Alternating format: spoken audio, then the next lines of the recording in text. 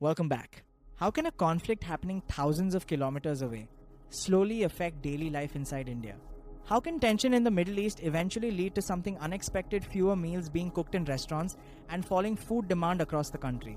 To understand this, we need to follow the chain of events step by step.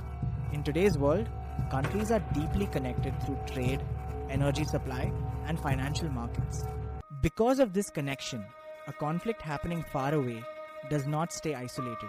Its effects travel slowly through different economic systems.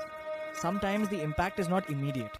It spreads gradually, touching energy markets, financial markets, supply chains, and finally, everyday life. This story explains how rising tensions in the Middle East can eventually lead to something very unexpected in India. Fewer meals being cooked in restaurants and falling demand for food across the country. The situation began with increasing tensions in the Middle East, involving the United States and Iran. Political disagreements between countries sometimes grow into economic threats or military warnings. When these tensions involve powerful countries or critical regions, the entire world begins watching closely. In this case, former US President Donald Trump warned that the United States might attack Iran's power plants if Iran did not reopen the Strait of Hormuz. Iran responded with its own warning. It could restrict passage through the same route, and that warning immediately raised global concern. Because the Strait of Hormuz is not just another sea route, it is one of the most important energy routes on Earth. This narrow water passage lies between Iran and several Gulf countries. Every day, massive oil tankers carrying crude oil pass through this route. Oil from Saudi Arabia, Kuwait, Iraq, and the United Arab Emirates travels through this strait to reach countries across the world. If this route becomes unsafe or blocked by conflict, global oil supply can be disrupted. And that is why even the threat of disruption creates fear in global markets. When investors hear that oil supply might be disrupted, they react quickly. Oil is the backbone of modern economies. Transportation depends on it. Factories depend on it. Electricity generation depends on it. Even agriculture depends on it because fertilizers and transport require energy. So when supply is threatened, prices rise rapidly. In this situation, oil prices jump to around $101 per barrel. This happened because traders expected oil could become scarce if conflict escalated. And when oil becomes expensive, many other parts of the economy feel the pressure. Transport becomes costlier. Factories spend more on energy. Airlines pay more for fuel. Food production becomes expensive. Because investors understand this chain reaction, they often sell stocks when geopolitical conflict threatens energy supply. And this is exactly what happened in India's financial markets. India's Nifty 50 index dropped to 22,512, its lowest level since March 2025. The BSE Sensex fell by 1,836 points in a single day. In simple terms, the value of companies listed in the stock market dropped very quickly. Overall, nearly 14 lakh crore of market value disappeared in just one day. And since the conflict began, almost 49 lakh crore of wealth had been wiped out from Indian markets. At the same time, the currency market also showed stress. The Indian rupee weakened to around 93.97 per US dollar. When global uncertainty increases, investors usually move money into safer currencies like the US dollar. That increases demand for dollars and weakens other currencies. This was another signal that markets were becoming nervous. After several days of rising tension, a surprising development happened. Several countries, including Turkey, Egypt, and Pakistan, tried to mediate between the United States and Iran. Following these discussions, Donald Trump announced a 5-day pause in military strikes, and markets reacted immediately. Investors believed the situation might calm down and oil supply might remain stable. As a result, Dow Jones futures rose sharply.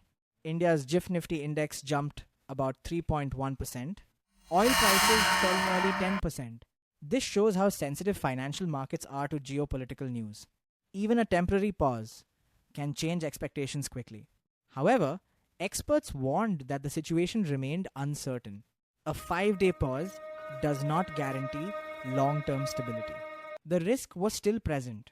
To understand why this matters so much for India, we must look at India's energy situation.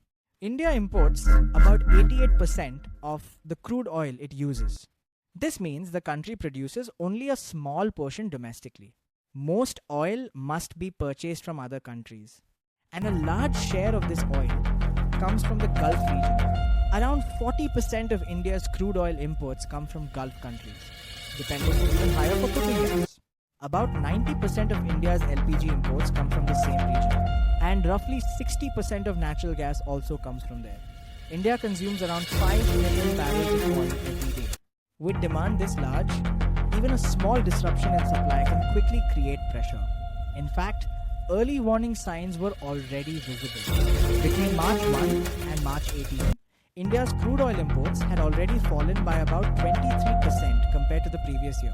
Part of this drop was linked to rising tension around the Strait of Hormuz. To protect themselves from supply shocks, countries maintained emergency oil reserves.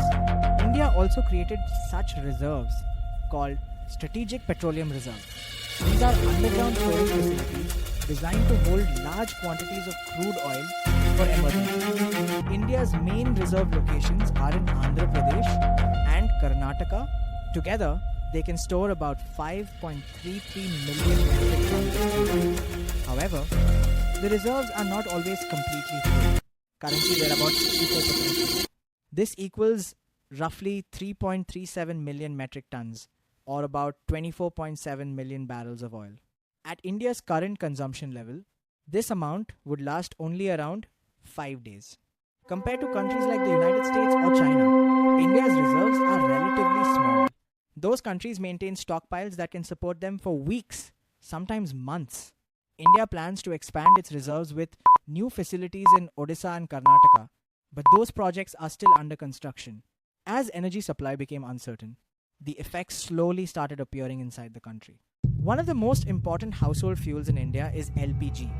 Millions of households depend on LPG cylinders for daily cooking. LPG is also widely used by restaurants, hotels, street food vendors, office canteens, and community kitchens. When international supply chains became strained, LPG availability began fluctuating in several regions. Gas cylinders became harder to obtain, and deliveries sometimes took longer. Large industries can sometimes switch to alternative fuels, but small kitchens and street vendors usually cannot. Without LPG, cooking simply cannot happen. India has millions of small food businesses, and most depend completely on LPG. Street vendors selling snacks, tea stalls, small restaurants, roadside eateries, local bakeries all rely on gas cylinders for daily cooking. When LPG became harder to obtain, many businesses had to adjust operations. Some reduced working hours. Some stopped cooking dishes that require long preparation.